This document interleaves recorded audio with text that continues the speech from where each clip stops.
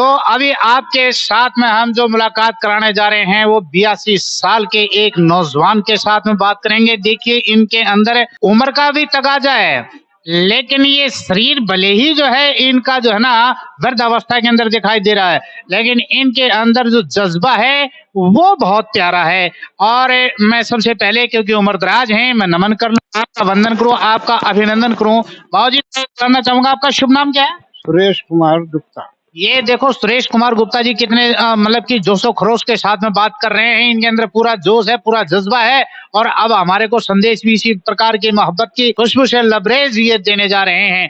तो बाबूजी आपका 82 साल का कुछ एक अनुभव, आपकी जिंदगी का सबसे बढ़िया जो तजुर्बा, आप अपने आने वाली पीढ़ी के लिए कोई संदेश ऐसा दे दीजिए, 5 बातें वो बताओ जो जिंदगी के अंदर इंसान को कामयाब बनाए। ऐसा है जी, सबसे बड़ा तो मेरे अनुभव जो है, एक 1984 में यज्ञ हुआ सोनीपत के अंदर, विष्णु महायज्ञ। उसके जो है देवरा बाबा जी के आशीर्वाद से वो शुरू हुआ और उसका मैं खजांची था। और वो जो है 9 दिन तक लगातार 24 घंटे वहाँ सुबह ही 5-6 बजे से कार्यक्रम शुरू होता था और रात के 1 बजे तक वो कार्यक्रम चलता रहता था, बीच में रुकता नहीं था। और सोनीपत की ऐसी ऐसी हस्तियां यहाँ आई जो के देखने में भी कभी कभी आती थी। एक तो देवरा बाबा जी खुद आए, जिसको कि हम लोग नहीं समझ सके ये देवरा बाबा जी हैं, और आते ही उन्होंने धूना खरा अपना बैठे। काली मंदिर का एक मठ था जिसको कि यहाँ सारे पूजते हैं, उस मठ के आगे उन्होंने अपना हवन रखा 24 घंटे। वही उस वक्त तक 2 दिन गुजर चुके थे और यज्ञ में जितना पैसा था वो पैसा खत्म हो चुका था। हम ये हैरान हो रहे थे कि भाई पैसा आएगा कहाँ से, परंतु उनके आने के बाद पैसा इतना बरसा कि हम संभाल नहीं सके। मैं बड़ा उस बात को जानने के लिए जिस बाबा का आप जिक्र कर रहे हैं तो उनका थोड़ा मेरे को बैकग्राउंड भी बता दीजिए, ताकि मेरे साथ में इस चैनल को देखने वाले दर्शकों के लिए ज्ञानवर्धन हो जाए। वो वृंदावन में मंच पर के ऊपर बैठते हैं, वो बिना वस्त्र के होते थे, दिगंबर थे, और जो मुंह से निकाल देते थे आशीर्वाद हाथ से देते थे। एक बार नाम दोबारा से बता दीजिए। देवराहा बाबा जी। देवराहा बाबा जी दिगंबर। और उनके इस वक्त जो है उनके शिष्य जो है हमारे गुरु हैं स्वामी परसोत्तमाचार्य, जगत गुरु श्री परसोत्तमाचार्य जी महाराज। अच्छा। वो भी स्वर्गवास हो गए हैं। वो अभी 3 साल ही हुए हैं उनको स्वर्गवास। 103 साल की उम्र में वो हमारे गुरु जी तो स्वर्ग आश्रम पहुंचे हैं। और उनकी भी जो उन्होंने कर दिया कभी उनकी बात टली नहीं है। और इस वक्त अयोध्या में सुग्रीव किले के नाम से वो स्थान प्रसिद्ध है। अच्छा, यहाँ आपकी इस जिंदगी के सफर के अंदर है जो अनुभव आपने लिए हैं, देखो आपने तो अपनी पूरी जी है और बड़े कामयाब इंसान हैं आप। तो कामयाब इंसान को बनने के लिए किन बातों का ध्यान रखना चाहिए? सबसे पहले वही आदमी सफल हो सकता है जो अपने आप को छोड़कर समाज का काम सोचे। एक बात होगी, दूसरी बात बताओ। दूसरा भगवान के ऊपर विश्वास रखे। तीसरी बात और बताओ। अपनी मेहनत और वो दूसरों के ऊपर छोड़कर अपना नाम ना करके जो है ना वो हमेशा सफल होगा, चाहे कुछ भी हो जाए। अच्छा, कामयाब होने के लिए मेहनत करनी है। मेहनत तो जो है मजदूर भी करता है, मेहनत जो है इंजीनियर भी करता है, लेकिन इंजीनियर तो लाखों रुपए लेता है, मजदूर जो है ना सैकड़ों रुपए मिलते हैं उसको। ये जो है ये सिर्फ मजदूरी की और उसकी बात नहीं है। हाँ। ये उनके दिमाग की और उसकी भी है। जिसका दिमाग जैसा तेज होगा वो वैसे ही कामयाब होगा। ठीक है, इसमें ना एक तो आर्थिक दृष्टि, एक जो है आध्यात्मिक दृष्टि, इन 2 दृष्टियों के बीच में जीवन को यदि गुजारे हैं तो कैसे चले? जिंदगी को गुजारने के लिए जिंदगी है, आध्यात्मिक जिंदगी को जीने के लिए उसको भगवान के ऊपर पूर्ण विश्वास होना चाहिए। वो कभी फेल नहीं होगा। जो काम करे ये भगवान ने करवाया है, मैं अपने आप नहीं कर रहा।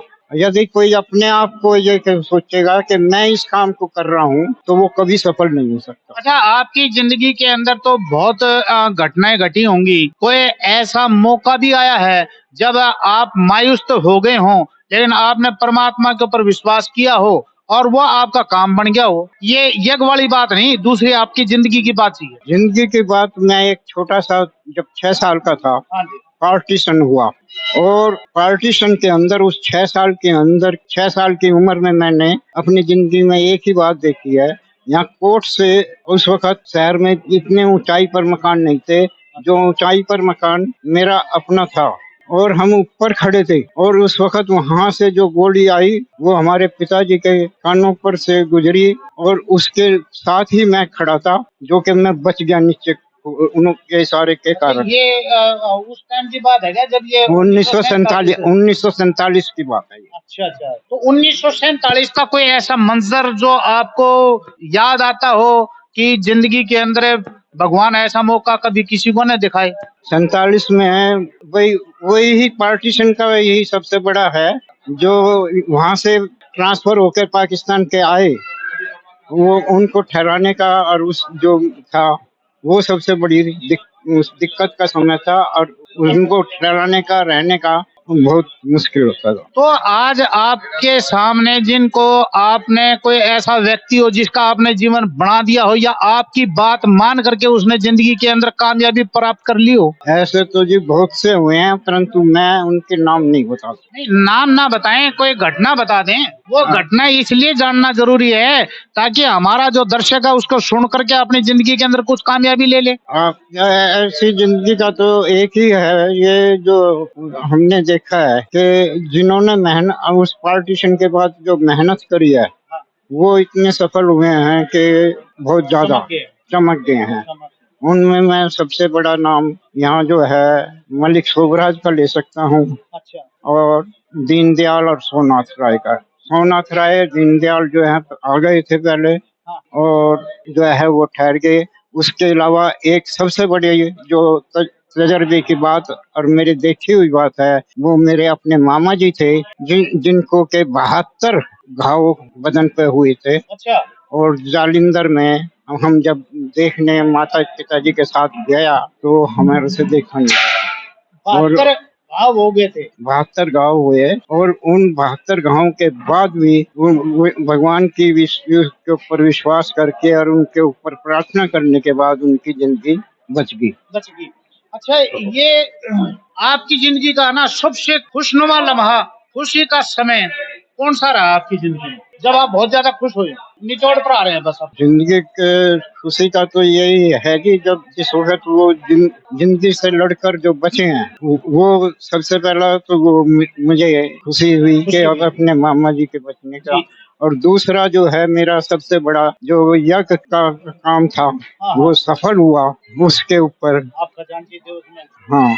और तीसरा ये हुआ है कि हम जो जिस गुरुजी से लिया है संबंध, वो जिस वक्त ठहरे और वो मरते दम तक जो है मुझको याद करते रहे। अच्छा, अब ये तो आपने देखो 3 पॉइंट बताया, आपकी जिंदगी के खुशी के पल बताया आपने, बहुत अच्छा लग रहा है आपसे बातचीत करके, जो ना दिल नहीं कर रहा है, पेट भर नहीं रहा है। आप इतना प्यारा, इतना अनुभव बता रहे हैं कि मिठास भरती जा रही। अब थोड़ा सा इसके अंदर ना टेस्ट ऑफ चेंज करते हैं। आपकी जिंदगी के अंदर कभी कोई दुख की ऐसी घड़ी आई है जब आप बहुत ज्यादा मायूस हो गए हो? हाँ, जिस वक्त मेरे बहनोई की डेथ हुई। हाँ। और मेरी बहन जो है उस वक्त थोड़ी ही छोटी उम्र थी, छोटे बच्चे थे, एक 2 साल, एक लड़की थी 2 साल की, और 4 साल का लड़का था। उनके पालना पोषने के लिए भी उस वक्त सबसे बड़ी दूध की गाड़ी जो है मेरे।